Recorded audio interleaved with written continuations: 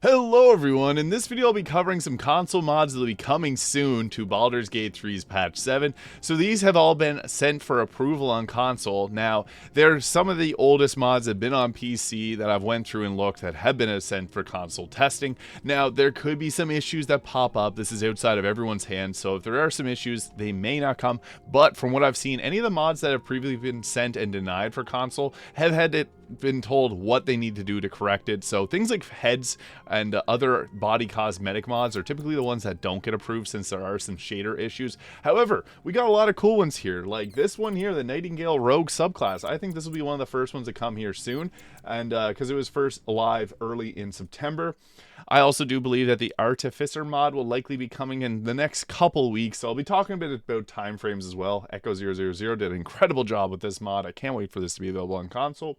We also have the Blood Sorcery mod, which is one of my favorites, and the Arcane Vanguard. I know a lot of people are really looking forward to this one. The Hexblade, the Aasimar Race, which I know a lot of people are really looking forward to. I'm going to get into these more in detail. Things like Astral Elves, new Druid subclasses, new origins such as the Werewolf, and many, many more. Some fixes to things like the Dragonborn and new updates for Scratch where you can level them up.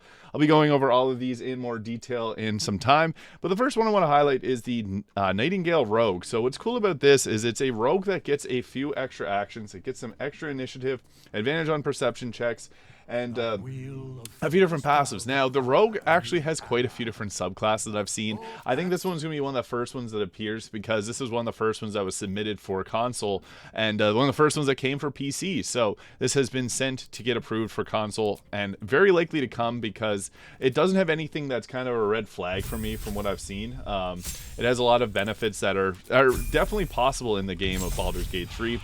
Now, there's some other ones. Unfortunately, if you have multiple console mods for, like, the Rogue here, I can't show this class at the moment because I have the Pirate and the Swashbuckler, which are unfortunately taking over the priority of it, because some of the mods will actually overwrite each other.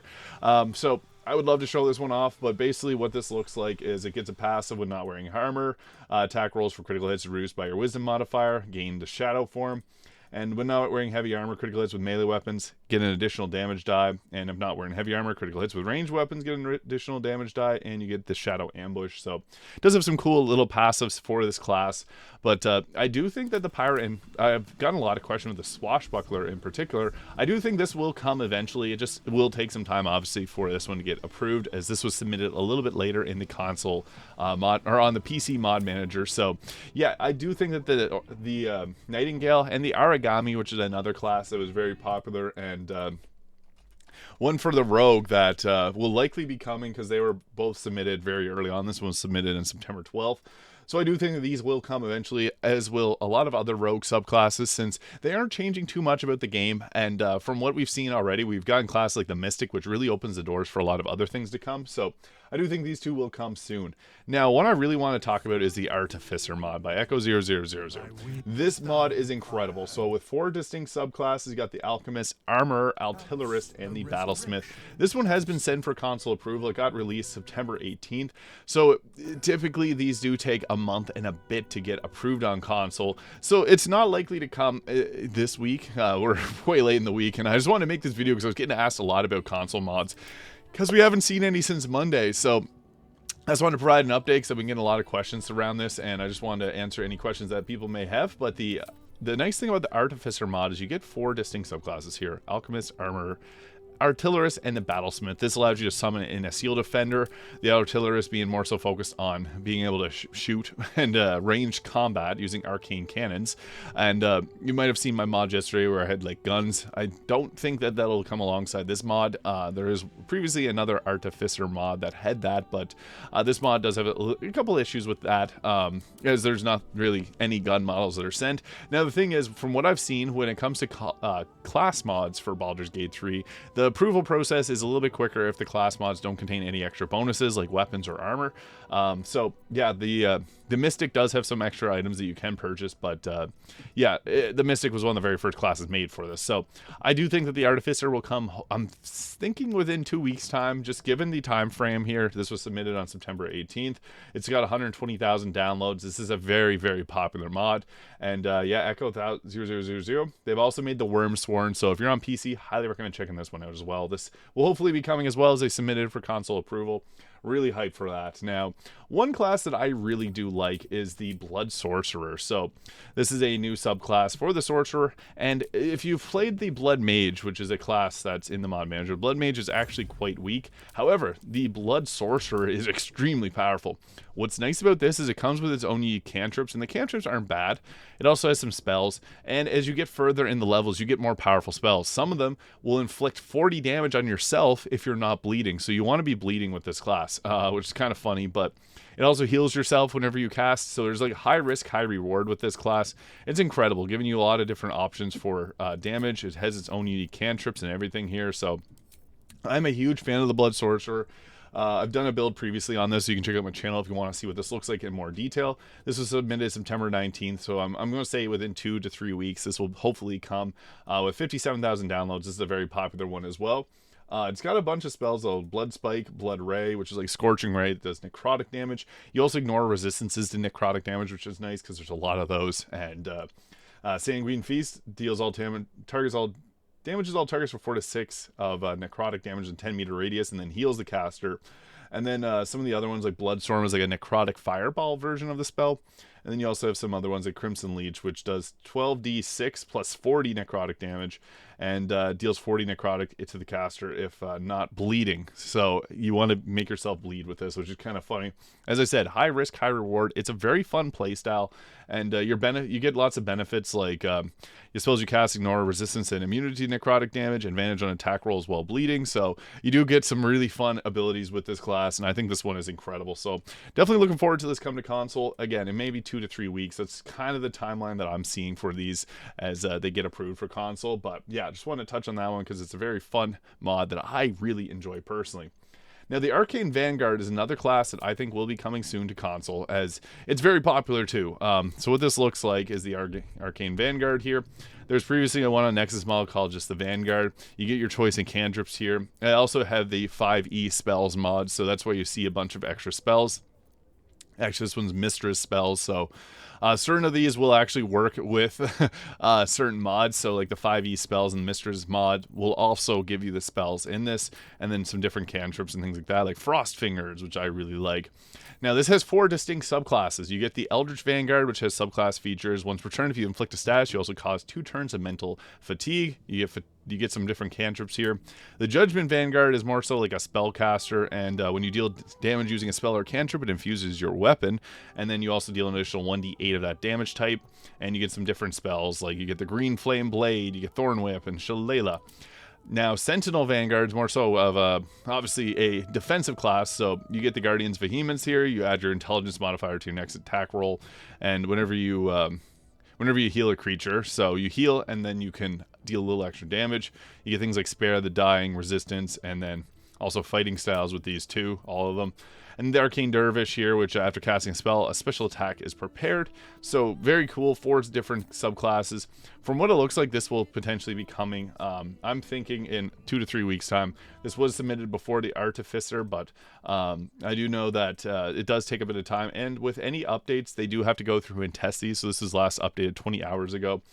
Typically, from what I've heard and from what I've seen from different mod creators, that when it gets updated, they test the most frequent version of the mod. So in the case of the Witch mod, which was recently added, it had the Witch Blade, which when it relaunched on PC, it didn't have that mod. So it seems like they're doing testing based on the updates, so it may take a little bit longer. We'll have to see, but I really like the Arcane Vanguard. You can see a lot of cool effects here. You can read up on this on the mod.io page. Made by Sathos. They did a great job with this mod. I think it's an incredible one. Now, some subclasses that are highly requested here. So this is the Hexblade Warlock, which is another really cool class because you get special hexes. So with this, you got the Hexblade, and you got your own unique Hexblade curse. So whenever you apply this curse to an enemy, you deal an additional 2 damage to the target. And you have a higher critical hit chance, and then if you take the target out, you regain health points. So this is great because you're going to go around constantly hexing and attacking, and it does function a little bit differently than the hex spell that you normally get here, as this one doesn't require concentration, so you can still lay down your Hunger of Hadar, which is incredible. And you also get a bind pack weapon, so you get this really early on, which is sweet. Yeah, the Hexblade is incredible. It's also a 5e spell. This one does require, now some mods do require things like Imp UI, so highly recommend having the Imp UI mod downloaded, because some people are trying to play this without it. You do need, it won't let you download certain mods, so some mods do require that. So Lockstock Rocket has also made some other great mods, but I'm super excited for the Hexblade to come, because I know a lot of people have been asking for it. It's a lot of fun to play as too, and we got lots of great Warlock subclasses. We just got the Dread Overlord Warlock released, which I think is an incredible one, because it has all these extra benefits. And yeah, I just think it's awesome to see these mods starting to get approved. So if we look at the timeline between the Dread Overlord, which came out September 10th, and the Hexblade September 20th, yeah, it's hard to say if it'll come to 10 days later, but it seems like they're prioritizing some that are more popular. This is 180,000 downloads, so this one came pretty quickly. We'll have to see how they pass through approval. As we get more data, we can start to make some kind of educated wishes, as words of Deadpool, on when these mods will come. But yeah, another one that I know is really hype is the playable Aasimar race, which was released on September 20th, or September 18th, and last updated 4 days ago. So this gives you the ability to play it as an Aasimar. Now, I have had some issues with this mod. It's still sent for console approval. The issues that I had was there was some clipping issues and minor nudity, which is a big no-no in the eyes of Baldur's Gate. So this also happened with the Astral Elves mod when we look at the console release. From Tep Kunis, last I heard, the approval process, there was an issue with nudity options, but Larian wasn't sure if it's a problem on my end or theirs. I told it to be investigated, and if it's an issue I can fix, if only if it gets resolved at some point, will there be a console version of this mod. So the Astral Elves has been sent for console approval, but again, there's been a lot of issues. Now, another thing I want to touch on, because I've gotten a lot of questions about the Goblin race.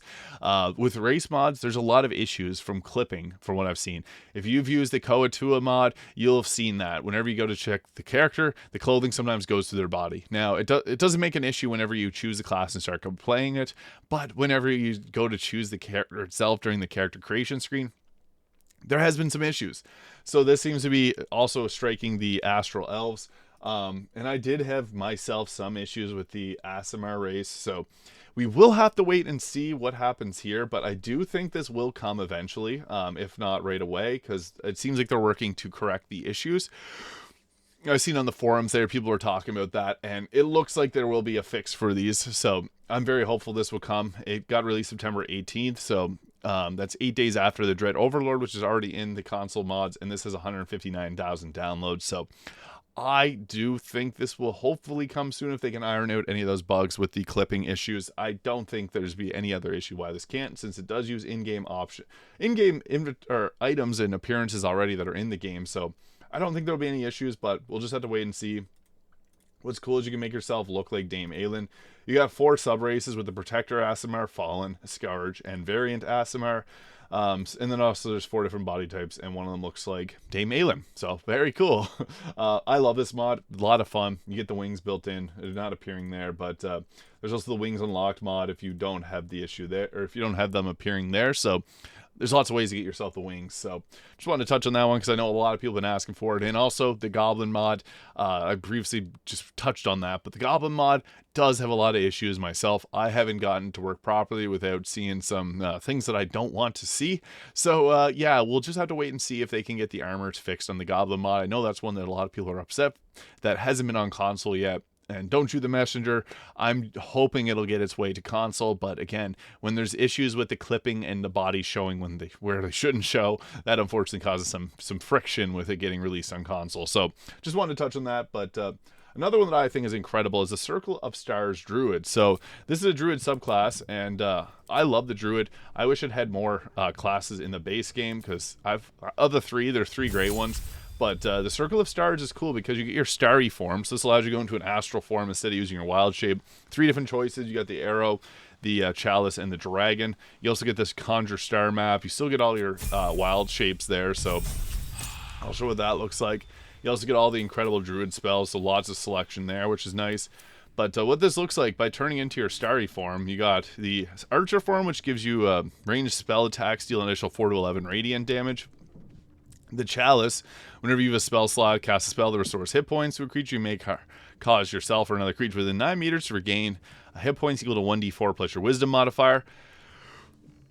In the dragon form, when you make an intelligence or wisdom check, you treat a 9 on the d20 as a 10. You also have advantage on constitution saving throws and maintain concentration. So whenever you use this, you do turn into a starry form here, which is super cool. So you get this unique look, and you get some benefits. You can also conjure the star map, which will give you a couple spells here. So you get the star map guiding bolt.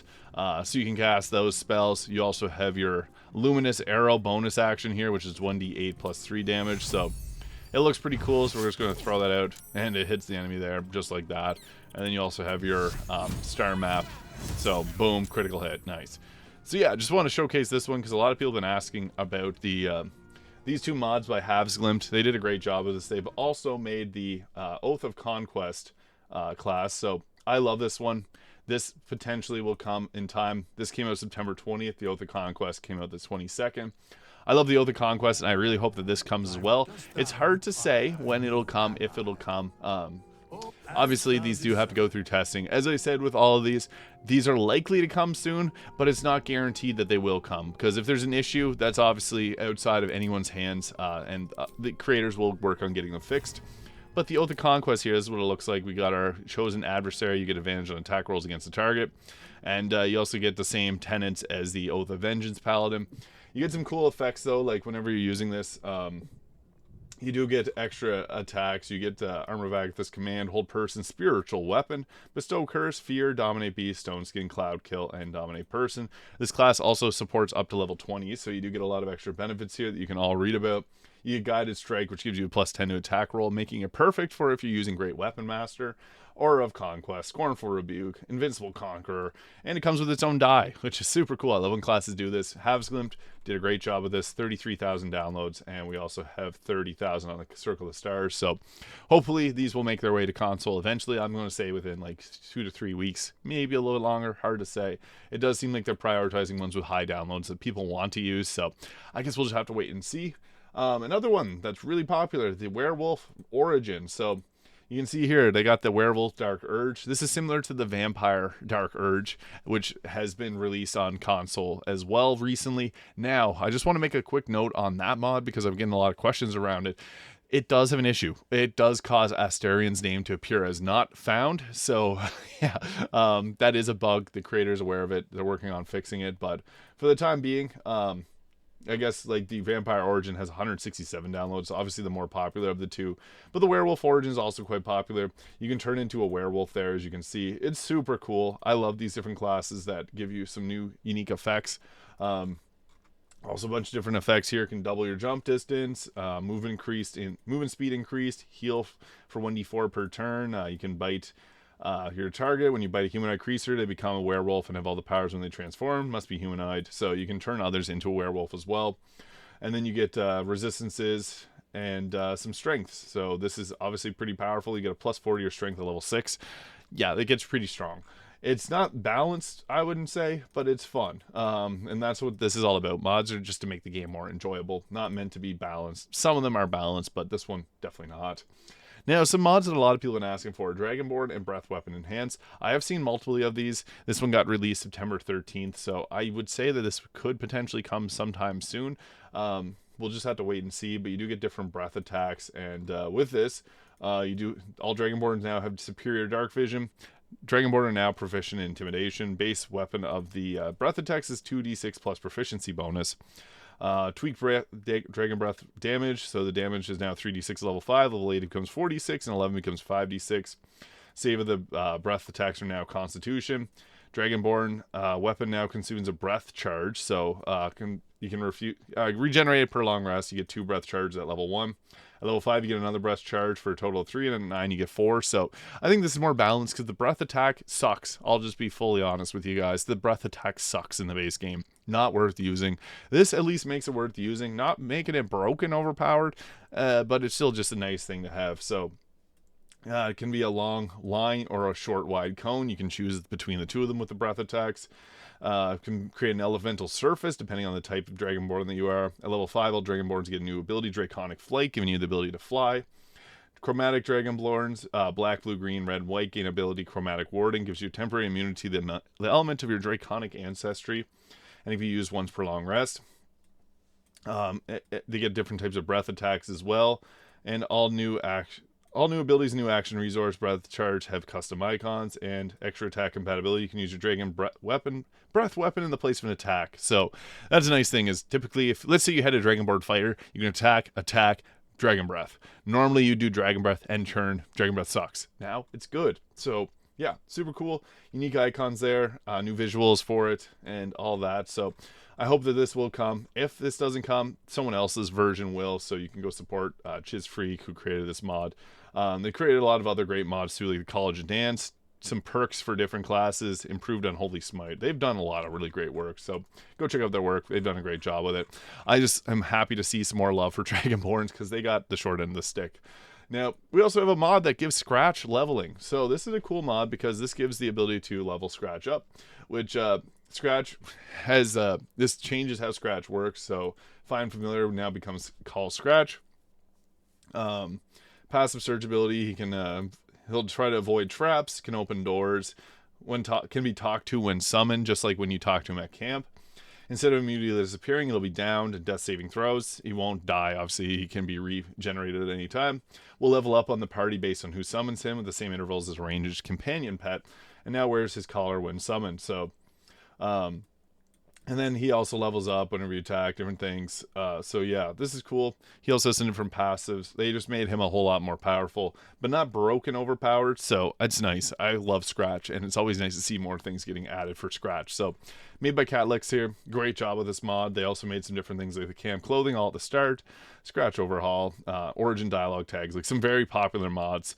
And yeah, this is incredible. I also really like their mod, the Ranger Companion Unarmored, removes the armor from them. This only has 2,000 downloads. I thought this would be more popular. This is an incredible mod. I love this one, but just wanted to touch on this one as well because I think it's great. Now, the 5E Glamour Bard subclass. So this one got launched September 13th, so I think it's likely to come at some point here. The Bard actually got a lot of unique subclasses, and I think it's incredible because the Bard is a lot of fun. Now, the thing is, I think is awesome about these is they aren't actually any better than the regular Sword Bard. When I come to compare classes on if they're overpowered or not, my level of OP is the Sword Bard. Like, that's the best class in the game. None of these are as good as it. So we have the Circle of Friendship, which is like a Necromancer with a Ranger's Companion. We have the College of Glamour, which is, I think, the one that's going to come next, even as the Mantle of Inspiration, giving temporary health to targets. And then also the Enthralling Performance, which charms humanoids to prevent them from attacking you. You also gain advantage on charisma checks in dialogue, so it's really cool. You can use these in dialogue to give yourself some extra benefits. We also have the College of Eloquence Bard, and this has the Unsettling Words, giving a 1d6 penalty to saving throws. College of Dance, which is like, this one's probably the most powerful. It's like a monk kind of version of the Bard.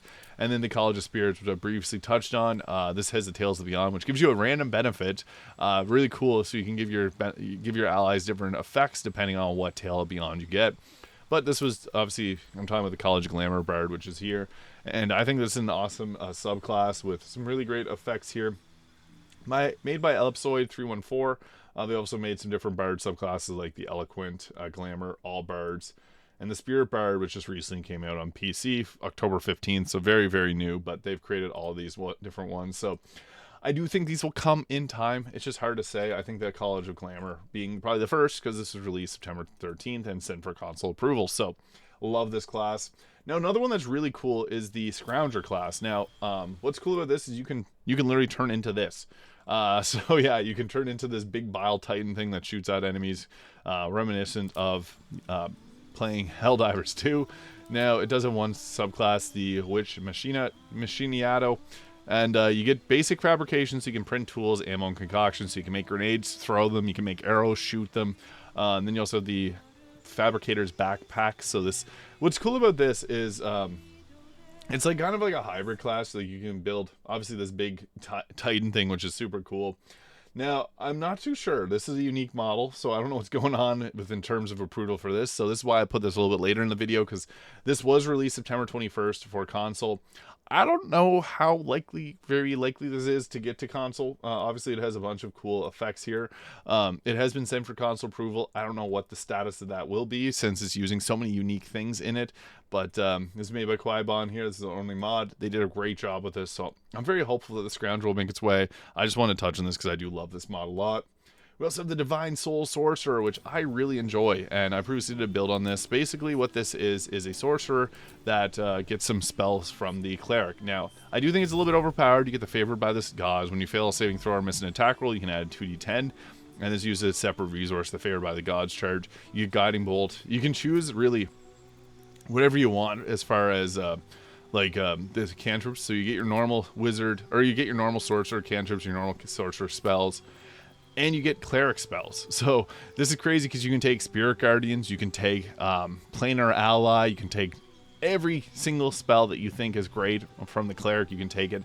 The biggest downside of the sorcerer is they don't get many spells. Now this allows you to take a ton of spells, so that kind of reduces their the burden of this. So this one is actually really powerful. A lot of the sorcerer subclasses are very powerful. Like, I really enjoy the Blood Sorcerer because it's very powerful, and the Divine Soul, same deal, extremely OP.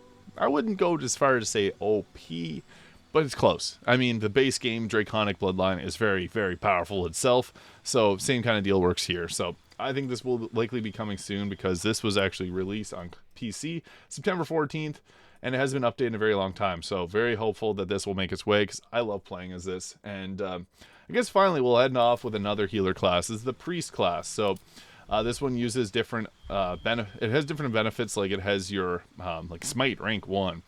This gives you Holy Power, so lesser healer rank 1 bonus action, and Holy Fire. These use your Holy Power charges, so whenever you use these, this grants you 1 Holy Power. This uses 1 Holy Power, so it's not really like a spellcaster. Like, you don't get spells, you get the Holy Power, and you gain them by just doing other spells. So, or doing your other spells. What's cool about this is you got like a bunch of different options. Mind Blast, Mind Flay, new Holy Skill, Smite. You can rank the Smites up, and the Protective Barrier, Shield, Power Infusion. I love a good healer class. This one was made by C. Montgomery Burns, and yeah, known for their work in the Simpsons universe, but they also made a warrior class, which is pretty cool too. But this one was released on PC September 11th, so I feel like this one will likely be one of the most probably the most likely to come sometime soon. This class, really cool. I have a lot of fun with it, so I'm hopeful this will come. But I just want to touch on those 17, 18 different classes I talked about, and just give an update because I think a lot of these will be coming to console. Now, it's hard to say a timeline, and that's what I wanted to really touch on because the console testing is not really well disclosed to the public right yet. We'll know more, obviously, as more data and details come out about this, what the timeline may be. I just want to make this video because these were some of the newest mods that haven't been released onto PC yet, and the fact that we got the Dread Overlord Sorcerer is a good sign that we'll see a lot of these eventually. Hopefully in the next 2 to 3 weeks. That's my thoughts on them. We could get a surprise drop tomorrow with a bunch of these. It's hard to say. I do think the Nightingale will be one of the first ones that we do see, and potentially even like the Priest, which I just covered there. But again, it's hard to say. If there's any issues with the console mod testing, Larian sends an update to the mod creator, tells them what was the issues with it. If it's something they can fix, they'll fix it. But there's some that just won't make it, like Faces of Faerun, which was previously marked for console, but it didn't actually make its way to console since it uses different shaders. So there's obviously some things that can pop up but I handpicked these mods based on ones that I do think will likely make their way to console. So just want to give this update to you guys because I've been getting asked this quite a bit, and I just wanted to help out because I'm a big fan of modding and console mods, especially since that's what a lot of questions regarding. A lot of questions I get are. So yeah, thank you so much for watching. If you found this video useful, please hit the subscribe button below. I really appreciate all the support, guys. Have a great day, and I'll see you all in the next video.